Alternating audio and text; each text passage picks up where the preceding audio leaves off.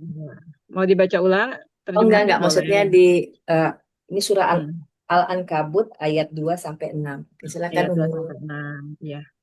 Jadi tadi ayatnya sudah kita baca, terjemahnya sudah kita dengar ya, bahwa manusia itu ketika dia menyatakan beriman kepada Allah dan Rasulullah, maka sejak saat itulah hidupnya akan berubah ya. Hidupnya akan penuh dengan cobaan gitu. Ya, kenapa? Karena cobaan itulah yang nanti akan mengasah dia, mengasah keimanannya. Benar nggak dia beriman? Ketika dia beriman dengan sebenarnya iman itu kan tasdikun bil kolbi, membenarkan dalam hati, takriru bil lisan, mengucapkan dengan lisan, syahadat, ya, dan tak malu bil jawahir, melakukan dengan aktivitas sehari-hari. Nggak boleh pilih salah satunya aja. Saya mau puasa aja, ya, tapi nggak mau syahadat, nggak beriman.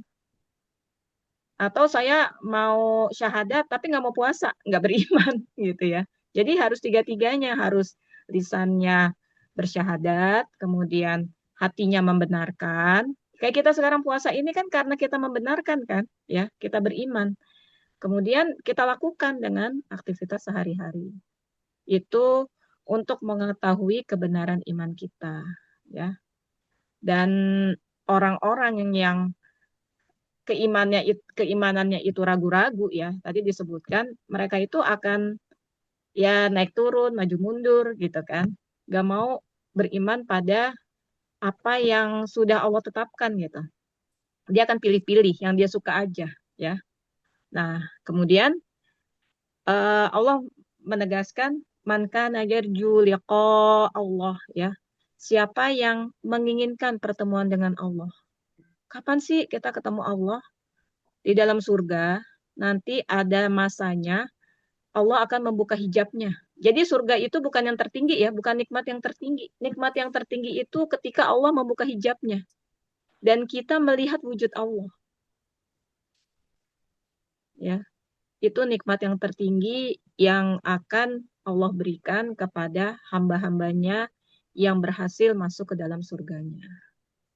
Ya, gak kebayang kan kita akan jangankan bertemu dengan Allah ya, bertemu dengan orang-orang solih aja tuh kita udah ada perasaan senang ya, udah ada perasaan berharap ya. Kemudian bertemu dengan para rasul, ketemu dengan Rasulullah dan pada puncaknya adalah bertemu dengan Allah. Dan di ayat 6, wa man jahada fa innama yujahidu li nafsi. Siapa yang bersungguh-sungguh di situ? Siapa yang bersungguh-sungguh pingin ketemu dengan Allah nanti ya, maka itu sungguh-sungguhnya buat dirinya sendiri, bukan buat siapa-siapa. Jadi jangan bilang, oh saya begini aja deh, orang dia aja begitu kok, udah baikan saya, ya, udah lebih baik saya, udah lebih soleh saya. Jangan jangan berpikir seperti itu gitu. Tapi berpikirlah untuk melihat orang-orang yang jauh lebih soleh di atas kita, ya, yang jauh lebih beriman di atas kita, sehingga kita merasa kesolehan kita, keimanan kita itu ya nggak ada sebesarnya debu gitu. Dan kita akan terus bersungguh-sungguh berharap bersama mereka masuk ke surganya Allah. Nah, jadi kalaupun suami istri, kalaupun orang tua dan anak, kalaupun pertemanan ya, yang kita lihat sekali lagi adalah apa yang kita inginkan. Kalau kita punya tujuan bertemu Allah dan Rasulnya, ya kita bersungguh-sungguh terus sepanjang Allah memberikan kita kesempatan hidup di dunia. Ya. Apa sih hikmahnya kita nggak dikasih tahu berakhirnya umur kita? Kita menikmati hidup. Coba kalau dikasih tahu. Begitu lahir langsung dengan ada info ya, dia akan mati tanggal segini, jam segini, tahun segini. Nggak ada itu hidup. Yang ada stres. Ya, Ya. nggak ada yang tertawa, nggak ada yang bersungguh-sungguh, nggak ada yang berkreasi ya, karena dia masing-masing akan berusaha menyelamatkan dirinya sejak dia lahir gitu. Tapi dengan kita nggak diberitahu kapan akhir usia kita, ya, maka kita akan bersungguh-sungguh. Kan kita nggak, karena nggak tahu kita sungguh-sungguh aja terus, kita berjaga-jaga terus gitu ya. kita berhati-hati terus seperti itu. Jadi mudah-mudahan apapun yang Allah ujikan kepada kita, kita tidak berburuk sangka kepada Allah ya. Ujian kita tuh nggak seberapa. Kalau kita baca surat Al-Buruj, tahu ya surat Al-Buruj di juz 30, itu dikisahkan orang-orang beriman di zaman itu untuk mempertahankan imannya, mereka hidup-hidup tuh disisir dagingnya sampai rontok dari tulangnya. Kondisinya hidup, bukannya dibunuh dulu, ya seperti itu. Atau kisahnya Khobab, budak ya di masa Rasulullah yang beriman, yang setiap hari dia tuh diasap di bawah terik matahari, ya dia diasap. Jadi kalau sekarang kita tahu ya ada makanan yang diasap ya, itu kan akan meneteskan lemaknya ya, minyaknya. Dia diasap sampai lemaknya itu netes. Kemudian setelah lemaknya netes, dia didorong sampai ke depan pintu rumah Rasulullah. Ya, kan dia udah nggak berdaya tuh. Yang ngetok itu majikan-majikannya, ya diketok. Ya Muhammad, lihat ini pengikutmu. Ya. Nah, jadi artinya nggak ada tuh kita berpikir cobaan kita, ujian kita tuh yang terberat gitu ya.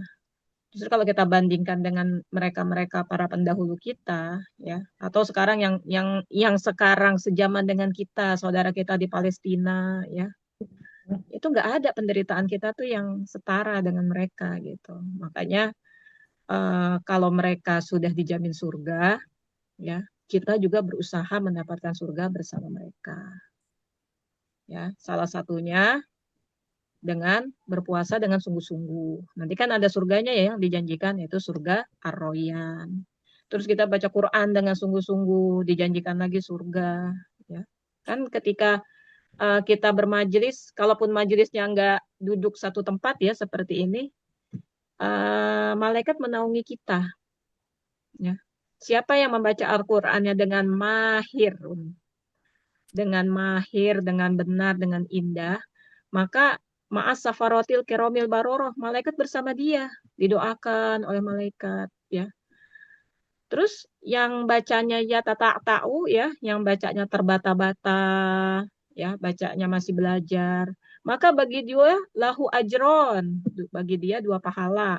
Pahala membaca Quran dan pahala susahnya dia membaca Quran. Gitu. Jadi artinya mau di posisi mahir ataupun belum mahir, kedua-duanya Allah kasih kita ganjaran yang luar biasa. Apalagi di bulan Ramadan ya, yang dikalikan lagi 700 kali lipat. Itu semua akan jadi tabungan kita ya untuk bertemu dengan Allah, asalkan kita bersungguh-sungguh dan ikhlas untuk melakukan semuanya. Jadi jangan terbersih tuh sekali-kali apa yang sudah kita lakukan kita sesali ya ketika itu ya udah nggak dapat apa-apa kita gitu. Jadi jangan jangan sekali-kali, ini biasanya godaannya ketika kita emosi ya. Pas emosi itu muncul deh. Ah, tahu gitu sih. Gitu ya. Kita akan muncul ketika muncul perasaan seperti itu ya cepat-cepat istighfar supaya apa yang sudah kita lakukan tidak menjadi buih yang terbuang begitu saja. Ya. Insya Allah mudah-mudahan kita termasuk orang-orang yang beruntung ya dan termasuk orang-orang yang kelak akan bertemu dengan Allah Subhanahu wa taala pencipta kita. Amin ya rabbal alamin. Ini langsung saya tutup ya. Sudah Ya, hampir jam baik. 11 ya. Langsung saya tutup. Kita tutup dengan hamdalah, alhamdulillahirabbil alamin, istighfar, nastaghfirullahalazim, nastaghfirullahalazim. Nastaghfirullahaladzim. A'udzubillahi minasyaitonirrajim. Qulillahumma malikal mulki tu'til mulka man tasya' wa tanzi'ul mulka mimman tasya' wa tu'izzu man tasya' wa tudhillu man tasya' biyadikal khair innaka ala kulli syai'in qadir. Tulijul laila fin nahar wa tulijun nahara fil lail wa tukhrijul hayya minal mayyit wa tukhrijul mayyita minal hayy wa tarzuqu man tasya' bighairi hisab. Allahumma innaka ta'lam anna hadhil qulub qad jatama'at ala mahabbatik wal taqat ala ta'atik wa tawahadat ala da'watik wa ta'ahadat ala nusrati syari'atik fawassikillahumma rabitataha wa adim wuddaha wahdiha subulaha wamla'ha binurikal ladzi la yakhbu washrah suduraha bifayadil imani bik wa jamilit tawakkuli alaik wa ahyiha bima'rifatik wa amitha ala syahadati fi sabilik innaka ni'mal maula wa ni'man nasir.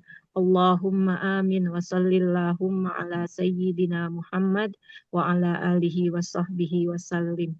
Subhanakallahumma wa bihamdik asyhadu an la ilaha illa anta astaghfiruka wa atubu ilaik. Baik. Mohon maaf lahir Alhamdulillah. batin ya. Sampai ketemu lagi Khilafir, lahir Umi. batin. Sampai Kasih besok. Umi. Kasih Umi, Assalamualaikum. jazakallah. Iya, Waalaikumsalam. Waalaikumsalam. Waalaikumsalam warahmatullahi wabarakatuh. Waalaikumsalam. Waalaikumsalam.